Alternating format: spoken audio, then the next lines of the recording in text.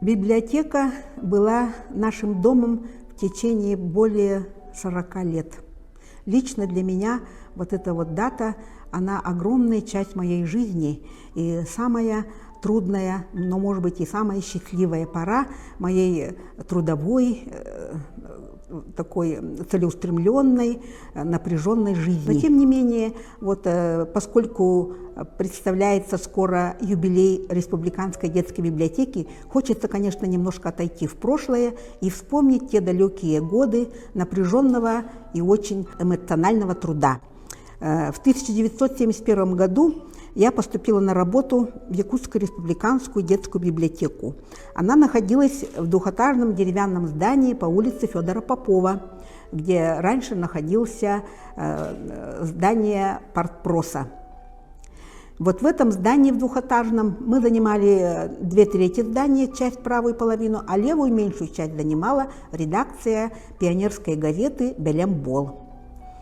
Вот в этом здании происходили очень интересные, замечательные мероприятия, встречи с писателями, встречи с авторами, встречи с разными путешественниками, которые приезжали иногда в нашу далекую холодную Якутию, и мы всеми силами старались соединить их с детьми, с нашими любимыми читателями. Хотя в те годы было очень трудно и с транспортом, и с дорогами, но тем не менее наша библиотека очень активно занималась пропагандой книг, пропагандой детской литературы. Мы старались изо всех сил побольше детей ознакомить и с новинками литературы, и с классикой русской детской литературы. Мы всячески старались детям провести интересные мероприятия на классных часах, на уроках внеклассного чтения, на уроках русского языка, литературы, потому что с учителями мы держали всегда очень-очень тесную связь. И многие учителя города, которые работали и в начальных классах, и работали русоведами в других классах среднего и старшего звена, они всегда обращались в библиотеку с очень иногда такими непростыми заявками. Например, для среднего-старшего возраста книга в жизни Владимира Ильича Ленина. Вот попробуйте, как бы вы эту беседу составили. А книги в жизни Владимира Ильича Ленина – это была моя любимая тема, можно сказать. Якутская республиканская детская библиотека впервые открыла свои двери для юных читателей в 1966 году в здании бывшего, позже восстановленного Преображенского собора, который стоит на берегу реки нашего города Якутска. И первым директором этой библиотеки нашей была приехавшая в ту пору из Ленинграда специалист-библиотекарь Шипунова Зинаида Александровна. Она блокадница, она человек, окончивший культпросвет-школу в самом Ленинграде до войны. И она приехала, так сказать, по зову партии, по распределению в далекий Якутск, чтобы начать здесь вот это благородное дело по привлечению детей к книге, к культуре, к чтению. И вот эта Зинаида Александровна, женщина очень волевая, решительная, она, буквально говоря, железной рукой стала проводить свои намерения, свои планы, свои цели в жизни нашей республики. И вот поэтому, если раньше детский отдел был при бывшей Пушкинской библиотеке в маленьком закуточке, то вот благодаря напору Шипунова Зинаиды Александровны выделили ей целое здание, вот теперешнюю церковь.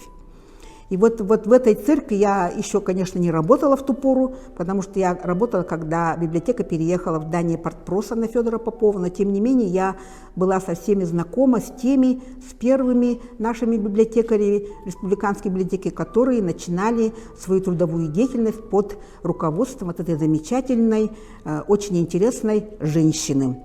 Это были Уладаева Дора, это была Ригзино Тамара, это была Бураева Ольга. Эти были те первые специалисты, которые приехали после Улан-Удэнского института культуры, и они начали работу в только что созданной Республиканской детской библиотеке. И когда они переехали уже вместе с книжным фондом, со всеми вещами, с мебелью, вот в здание бывшего партпроса, вот туда я поступила работать.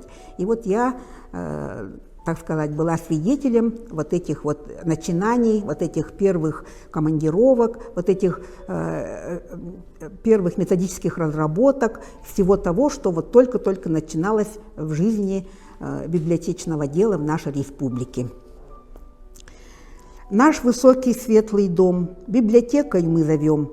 Здесь книжки выстроились в ряд и с нетерпением ждут ребят. Дружок, скорей спеши сюда. Наш книжный мир открыт всегда. Для тех, кто хочет много знать, мы просим звать читать, читать, читать. Вот такие слова мы всегда вывешивали на самое видное место для всех тех, кто хотел бы прийти в читальный зал, в абонемент, кто хотел бы взять книжку на дом или почитать здесь самые интересные, самые редкие книги, потому что в ту пору не было ни телевидения, не было никаких современных технологий, чтобы иметь информацию иначе, чем только из книги или из печатного слова. Поэтому книга для нас была это настоящий флаг и знамя наших всех работ, наших всех тревог и так далее. Одной из ярких встреч с нашими советскими детскими писателями была встреча с Сергеем Владимировичем Михалковым. Он приехал в нашу Якутию, и, конечно, первым пунктом в его посещении было посещение нашей республиканской детской библиотеки. К этой встрече мы все очень здорово готовились. Эта встреча происходила на уровне правительства, на уровне министерства и директоров. Поэтому мы выполняли только вот необходимые приготовления и приготовили наших читателей к этой встрече. Пригласили очень много детей. Полный зал, который вмещает больше 160 детей, был полон детьми, и даже ставили приставные стулья и скамейки. Столько много было желающих повидаться вживую с настоящим советским классиком детской литературы. И вот произошел исторический момент. В зал входит Сергей Владимирович Михалков, все дети встают, дружно хлопают и овациями провожают его к нашей небольшой маленькой кафедре. И вот он вошел. Высокий, стройный человек, даже не скажешь, что он уже очень в преклонном возрасте тогда уже был, совершенно седой, но седина ему очень шла, благородной внешности, в очках. И он стал говорить своими же стихами, те самые стихи, которые каждый ребенок знает. И все дети тоже стали дружно ему повторять, и получилось целое как бы хоровое чтение его стихов. Михалков был очень прост в обращении, он сразу сошел с этой кафедры, с трибуны, подошел вплотную к детям, стал с ними общаться, разговаривать, и даже взрослым было невозможно к нему подойти, потому что он был весь окружен детьми. Он говорил, немножко заикаясь, но тем не менее его негромкий глуховатый голос раздавался по всему залу. Дети ловили каждое его слово, и мы в том числе. Мы все были очарованы обаянием вот этого замечательного, талантливого поэта Сергея Владимировича Михалкова. И хочется еще сказать про другую встречу с другим советским писателем детским. Это был Сергей Иванов.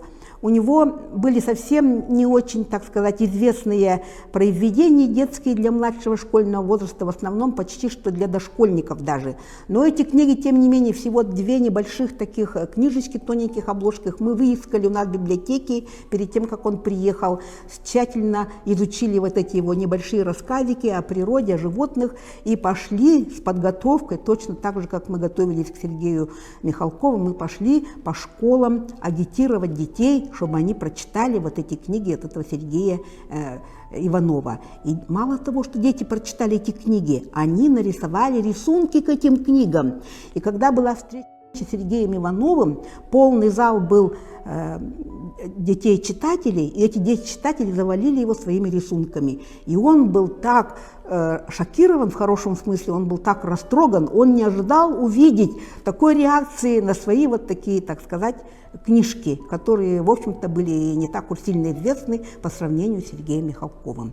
Вот эта тоже встреча мне очень запомнилась, потому что учителя, у которых есть в программе и Михалков, Маршак, Барто, другие писатели Сергея Иванова, не было в программе их чтения. Но, тем не менее, мы, библиотекари, так получилось, что мы сделали такую работу, такую пропаганду, что дети стали его книжки читать и написали свои отзывы, и нарисовали веселые, хорошие картинки красочные, что автор был полностью поражен.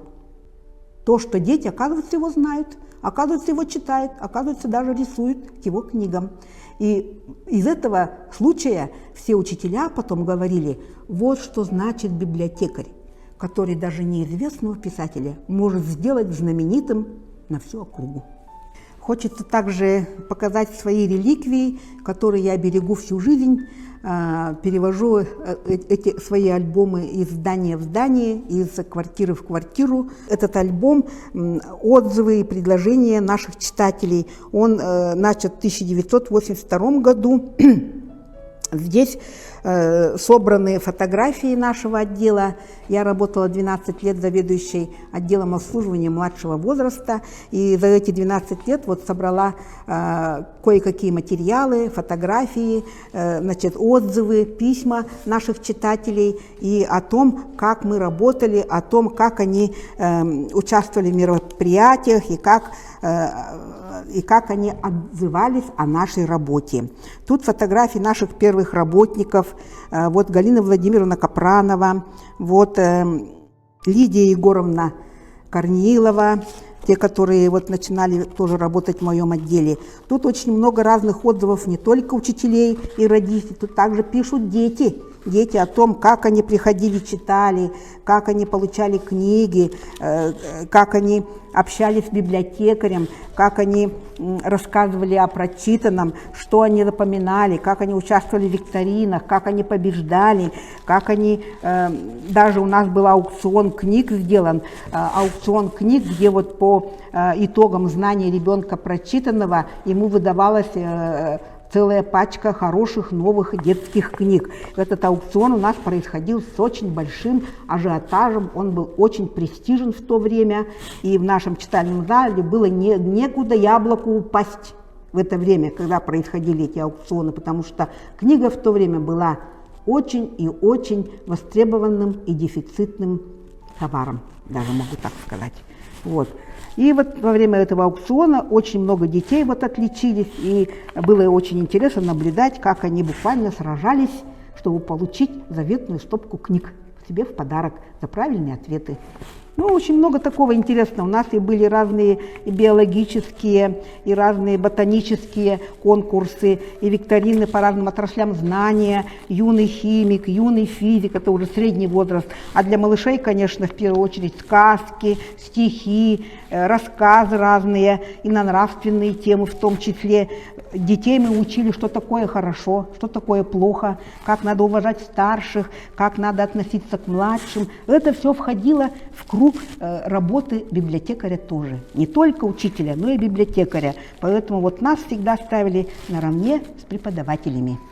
Поэтому я считаю, что библиотекарь в те поры, конечно, я сейчас про это не могу сказать, сейчас очень много все изменилось в жизни библиотекарей, а в ту пору, когда мы работали, это было самое главное – воспитать настоящего человека, эрудированного, грамотного, начитанного и порядочного человека. Вот такая у нас была задача вместе с учителем. Прощаясь, значит, с нашей библиотекой, уходя на пенсию, я всем хочу пожелать, тем, кто молодым, кто остался еще и работает, тем, кто еще придет, пожалуйста, дорогие мои, любите книгу, уважайте книгу, цените книгу и все равно заставляйте читать книгу наших детишек.